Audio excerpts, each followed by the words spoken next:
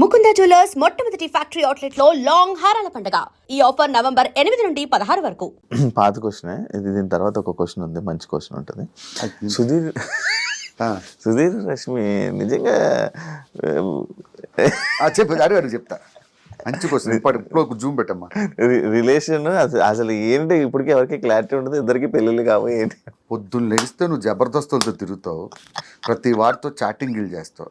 నీకు తెలియంది నాకు కొత్తగా తెలిసింది ఏమని చెప్పు సీరియస్గా.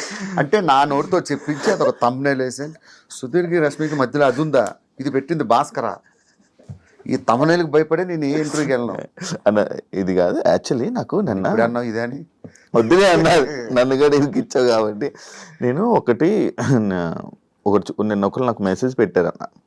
ఏం పెట్టారంటే, జబర్దస్తులో ఉన్న జడ్జిలు కొంతమంది వీళ్ళని తిడతారు, అంటే వీళ్ళు ఎవరైతే ఉంటారో వాళ్ళని తిడతారు అని అన్నారు. అది ఎంతవరకు నిజం, వాస్తవము? 100%. ఇప్పుడు స్కిట్ బాగా రాకపోతే తిడతారు ఖచ్చితంగా.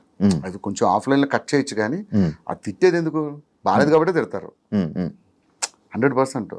ఇప్పుడు జడ్జెస్ కూడా ఏమనుకుంటారంటే వాళ్ళు షో నిలబడాలి, షో బాగుండాలి. ఒక్కొక్కసారి ఏమవుద్దంటే మనం ఓవర్ లుక్లో స్కిట్లు చేసేస్తారు. అటువంటిప్పుడు క్లియర్గా తిడతారు. ఒక స్కిట్ చేస్తున్నప్పుడు తెలిసిపోద్ది కదా ఇది ప్రాక్టీస్ ఉందా లేదా అని. స్టేజ్ మీద ఇది నీ డైలాగ్, ఇది నై డైలాగ్ అంటే వాళ్ళకి కాలుతుంది. ఏందా ఇది ప్రాక్టీస్ కూడా చేయకుండా స్టేజ్ ఎక్కుతారని. అలాగా పర్సనల్గా ఏమి తిట్టడం, పర్సనల్గా ఎవ్వరికే ఉండవు. వన్స్ జబర్దస్త్లో వెళ్ళిపోతే నాగబాబు గారి దగ్గర నుంచి, రోజా గారి దగ్గర నుంచి ఇప్పుడున్న జడ్జెస్ వరకు అందరూ ఒక ఫ్యామిలీలో కలిసిపోతారు తప్ప మేము జడ్జిలు మీరు టీం లీడర్లు అన్న ఇదే ఉండదు. అదే అంటే మను గారు తిట్టారు, మను గారు ఇలా తిడతారు, జబర్దస్త్ వీళ్ళని తిడతారు. వేరే వాళ్ళు తిట్టారంటే నమ్ముతాను, కానీ మనో గారు తిట్టారంటే నేను అస్సలు నమ్మను. ఈ ప్రపంచంలో one of the happiest person నా లైఫ్లో నేను చూసింది ఎవరంటే మనో గారు. లైఫ్ని ఆయన ఎంజాయ్ చేసినట్టే నేను ఎంజాయ్ చేయాలనుకుంటా. ఆయన ఎవరిని పల్లెత్తే మాట అనని వ్యక్తి ఆయన. ఇంకొకరి పేరు చెప్పినా నేను అవును, కానీ మనో గారి పేరు చెప్తే అది రాంగ్ మెసేజ్. ఆయన అస్సలు బాగుంది, బాగా చేశారు అంటాడంతే, ఇంకొక మాట మాట్లాడరు. ఇదంతా ఫేక్, అన్ని ఫేక్. కామెంట్లు పట్టించుకోవద్దు. కామెంట్ కాదు, జబర్దస్త్ చేసిన ఒక పర్సనే. నా తెలిసి ఆడు జబర్దస్త్ చేసి ఉండరు, మందు కొట్టి చేశాను అనుకుంటున్నాడు. కాదండి, కాదు. చెప్పాను కదా మనో గారి పేరు చెప్పడమే రాంగ్. ఆయన ఇప్పటికొచ్చి భాస్కర్ ఏది ముద్దపప్పులో ఆవకాయ వేసుకొని తింటే ఎలా ఉంటుంది, బిర్యానీలో గోంగూర పచ్చడి వేసుకొని ఎలా తింటుంది, ఇలాంటివి చెప్తారు ఆయన. ఇంకా అలాంటిది అస్సలు వాటి గురించి మాట్లాడు. ఇప్పుడు నీకు ఇలాంటి జబర్దస్త్లో ఉంటావా? ఎప్పటికైనా దానికి బ్రేక్ ఇచ్చే ఛాన్స్ ఏమైనా ఉందా? లేదు.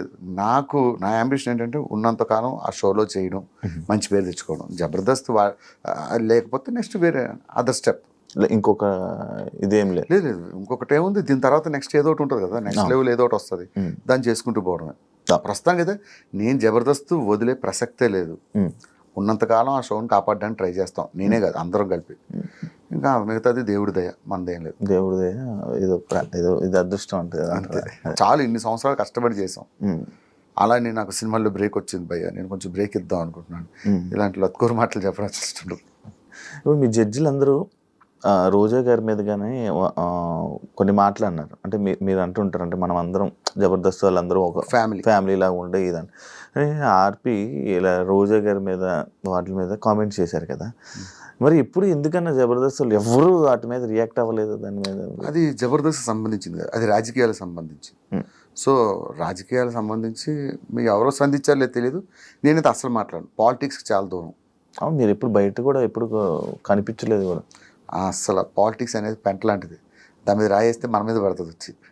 అందుకనే వాటికి చాలా దూరం. అబ్బో అది ఎట్లా ఉంటుందంటే, ఇప్పుడు మనం ఒక పార్టీకి సపోర్ట్గా మాట్లాడాం అనుకో, వేరే పార్టీ వాళ్ళకి శత్రువులు అవుతారు. ఆర్టిస్ట్ అనేవాడు ఎప్పుడు కూడా ఒక వర్గానికి పరిమితం అవ్వకూడదని నా ఫీలింగ్, నా ఒపీనియన్. సో నాకు ఈయన ఇప్పుడు ఈ సీఎం ఉన్నా సూపరే, ఆ సీఎం అన్నా సూపరే, ఎవరైనా సూపరే. జనాలు ఏదో ఎదవాలంటే ఎవడు ఫ్రీగా అన్నం పెట్టడు, ఎవడు ఫ్రీగా ఏం చేయడు. ఎవడైనా సరే మనం కష్టపడే బతకాలి, మనం కష్టపడే పిల్లల్ని పోషించుకోవాలి, బతకాలి. ఆ విషయం జనాలకి తెలియదు. కొంతమంది ఇల్లు సపోర్ట్ చేస్తారు. ఇప్పుడు ఉదాహరణకి నేను ఒక పార్టీకి సపోర్ట్ చేశాను, ఆపోజిట్ పార్టీ వాడు ఏదో ఈవెంట్ పెడతాడు, ఆ ఈవెంట్కి మనల్ని పిలుస్తాడా? ఎందుకు? అందరూ మన వాళ్ళు అనుకుంటే ఏ కష్టం లేదు, అన్ని ఈవెంట్లు చేసుకోవచ్చు హ్యాపీగా. ఆ పార్టీకి వెళ్తే ఆ పార్టీ మన పార్టీలు అనవసరం, మనకి పని కావాలి, డబ్బులు కావాలి. బాగుంటది కదన్నా ఈవెంట్లు కూడా మీకు? బ్రహ్మాండంగా ఉంటాయి. అన్ని పార్టీలు చేసేస్తాం, మనం పట్టించుకోం. ఈ ఫలానా పార్టీ మనకు అందరూ ఒకటేనండి అంటాం, చేసుకుంటాం. ఇప్పుడు ఒక పార్టీకి ఇది అయిందనుకో, ఆ బుల్లెట్ మాస్టర్ పిలవద్దండి, ఆ పార్టీ సపోర్ట్ చేశాడు అంటాం. అదే అన్నీ లేకుండా అందరితో కలిసి వెళ్ళిపోవడం బెటర్. ఇలాగేదో ఒక చిన్న చిన్న డైలాగులు అయ్యాయని నాకు ఒకసారి చాలా పెద్ద టార్చర్ పెట్టారు జబర్దస్త్లో. మా అమ్మ ఏదో ఫ్లోలో ఒక డైలాగ్ వేసేసింది, అది మా పార్టీని కించపరిచే, అసలు అర్థమే లేదు అది. దాన్ని పట్టుకొని తెగ ట్రోల్ చేశారు, తెగ నన్ను టార్చర్ పెట్టారు ఫోన్లు చేసి. అందరికి మళ్ళీ సారీ చెప్పి. అవును, ఎందుకు బ్రో నార్మల్గా ఈ జబర్దస్త్ కాంట్రవర్సీస్ ఎక్కువ అవుతుంటే ఎవరు ఏదో నార్మల్గా ఏం చేశారు? రీసెంట్గా కూడా ఒకటి సుధీర్ది అది సీన్ రీక్రియేట్ చేశారు. ఇప్పుడు జబర్దస్త్ పొలిటీషియన్ ఎలా చేశారని చెప్పి. ఏమైందంటే డిజిటల్ మీడియా, సోషల్ మీడియా ఇవన్నీ పెరిగిపోవడంతో పని పాట లేని వాళ్ళందరూ ఇలాగే కూర్చుంటారు, ఎక్కడ తప్పు దొరుకుతావా, ఎప్పుడు ఎత్తి చూపుదామా అని. ఒకప్పుడు అంత లేదు. పాత సినిమాల్లో చూసుకో, ఏమైనా ఒక డైలాగులు వాడేటప్పుడు పెద్ద పట్టించుకునేవారు కాదు. అదే ఇప్పుడు మనం మాట్లాడే ప్రతి మాట, ప్రతి పదం, ప్రతిదీ క్షుణ్ణంగా గమనిస్తూ ఉంటారు. ఏ చిన్నది దొరికినా ఈ నెల పట్టుకుందాం అంతే. ఒక్కడు ఉంటాడు రెచ్చగొట్టడానికి, 4-5 రెచ్చగొడతాడు. వీళ్ళందరూ కలిసి మనం స్టార్ట్ చేస్తారు. అది ఎక్కువ జబర్దస్త్ మీదే. మరి జబర్దస్త్ ఈరోజు జబర్దస్త్ చేస్తున్నాం అంటే ఎన్ని రెస్ట్రిక్షన్స్ మధ్య చేస్తున్నాం తెలుసా? లాయర్ గెటప్ వేయకూడదు, కోర్టు సీన్ చేయకూడదు, యముడు గెటప్ వేయకూడదు, స్వామి అనకూడదు, బాబాలు పెట్టకూడదు. ఇన్ని రెస్ట్రిక్షన్స్ మధ్య మేము కామెడీ చేస్తున్నాం. అబ్బా, అది అందుకే ఇంకా రాను రాను అది చాలా రెస్ట్రిక్షన్స్. ఇటీవల ఏంటంటే వాళ్ళు ఒక పద్ధతులు ఉంటాయి, ఆ పద్ధతిలోనే చేయాలంట. డబుల్ మీనింగ్స్ ఎక్కువ. మరి ఎందుకు మనం చూస్తే డబుల్ మీనింగ్, చూడకపోతే ఏమిటి మీ ఆవిడ బాగుందండి అన్నాం అనుకో, థ్యాంక్స్ అండి అంటాడు. రెండో మీనింగ్లో చూస్తే మా ఆవిడ బాగుంది అన్నాడు ఏంటి, ఏ యాంగిల్లో అన్నాడు వీడు. ఆలోచిస్తే డబుల్ మీనింగ్, ఆలోచించకపోతే సింగిల్ మీనింగ్. ఎంజాయ్ చేసేవాడు ఎంజాయ్ చేస్తాడు, ఎంజాయ్ చేయలేని వాళ్ళు నెగిటివ్ కామెంట్స్ పెడతారు. చంద్రబాబు టచ్లో ఉన్నారు, అందరూ టచ్లో ఉంటారన్న, అందరికీ టచ్లో ఉంటారు. కానీ నేను ఎక్కువ వాళ్ళతో ఇది నా పని నా లైఫ్, ఏదైనా అకేషన్లో అయితే కలుస్తాను. లేడు కదా ఇంకా మీతోనే. ఏం కాదు, చంద్ర కానీ శ్రీను గారు కానీ వీళ్ళందరూ కలిసే ఉంటారు మాతో. ఏదైనా అకేషన్ సందర్భం వచ్చినప్పుడు అందరూ కలుస్తారు. ఇంకోటి, మీ వాచ్ కోసం మీరు ట్రోలింగ్ చేశారు కదా బ్రో, మీ మీద బలిసి ఉన్నాడు బాగున్నాడు కదా అని చెప్పి, అది ఏంటి అది? అది ఒకరోజు మా నాన్న అడిగితే చెప్పాను ఇంటర్వ్యూలో, వాచ్ అంతా 25,000 30,000 ఉంటుంది. కింద కామెంట్లు పెడతారు కదా, ఇప్పుడు ఉన్నాయని బలిసి కొట్టుకుంటున్నాం, తర్వాత లేకపోతే ఏంటి పరిస్థితి. ఒకటి బ్రో, నువ్వు లేనప్పుడు ఎంజాయ్ చేయలేక, ఉన్నప్పుడు ఎంజాయ్ చేయకపోతే నీకు వేరే వాడికి పరిస్థితి ఏంది? నేను సికింద్రాబాద్ కొత్తలో హైదరాబాద్ వచ్చిన కొత్తలో 10 సార్లు తిరిగాను, నా వాచ్లని చూసాను. ఇప్పుడు కొనుక్కుందా, ఏది రోడ్డు మీద వాచ్ కొనుక్కోవడానికి అంత ఆలోచించేవాడిని. సంపాదించిన తర్వాత కూడా నువ్వు అనుభవించకపోతే ఎందుకు చెప్పు?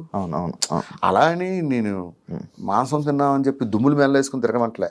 నాకు నచ్చింది ఫలానా వాచ్ కొనుక్కుంటా. ఇప్పుడు నీ దగ్గర షూ చూసాను అనుకో, మా శివ షూ బాగుంది, నాకు అనిపించింది కొనుక్కుంటా అని అనిపిస్తా. అర్థమైందా? వేరే వాడు సంపాదించినాడు ఏమనుకుంటాడు పాపం, అనుభవించలేడు. నేనైతే లైఫ్ ఫుల్ ఎంజాయ్ చేస్తా. ఇది కొనుక్కోవాలనుకుంటే కొనుక్కుంటా, ఇది తినాలనుకుంటే తినేస్తా, ఎంజాయ్ చేస్తా. ఈ వాచ్ ఎంత?